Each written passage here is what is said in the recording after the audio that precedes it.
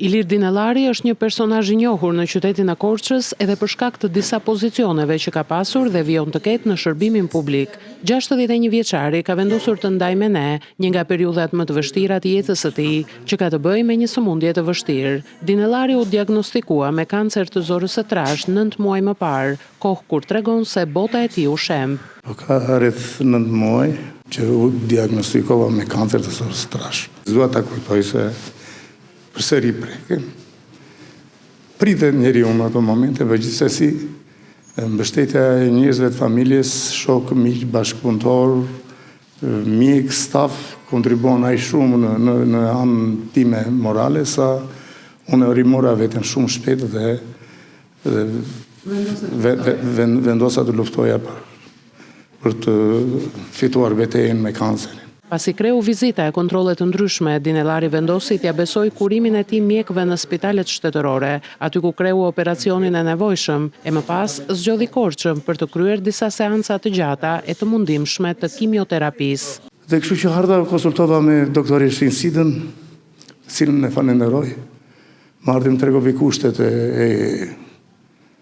pavionit onkologjik këtu që për mua nuk ka ndonjë ndryshim nga pavionet e spitaleve private, se unë kam pasur shumë probleme me shëndetin dhe i kam mbledhur pothuaj të gjitha.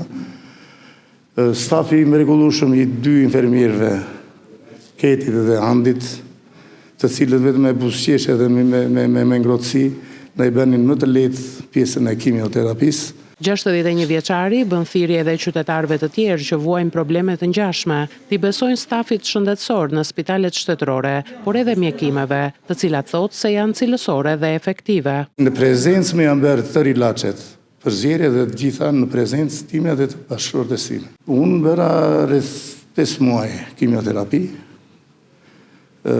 ishte 6 deri në 8 seanca, rezultatet e analizave të cilat bëra në fund të seancës të 6 më dolën shumë mirë.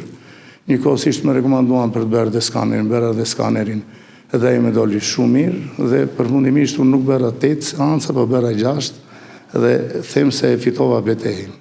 Nuk është thjesht një fitore mjekësore, po është një fitore jete, një fitore frymëzimi që mund po dal nga kjo betejë shumë optimist për jetën dhe vazhdoj të punoj për shëllërim me përkushtimin maksimal të vetës time.